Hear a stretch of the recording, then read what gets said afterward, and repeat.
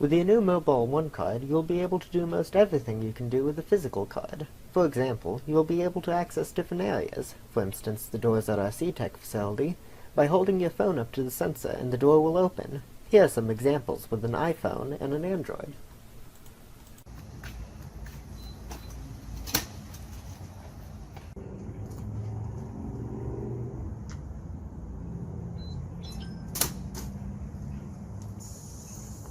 Please note that all phones are different, and the NFC chip may be located in a different spot. For example, on my Note 9, the chip is next to the camera.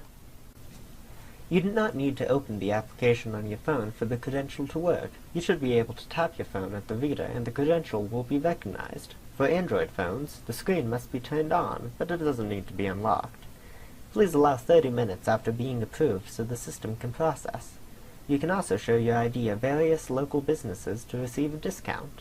For more information on this process or concerning your YC OneCard ID, go to www.yc.edu/OneCard.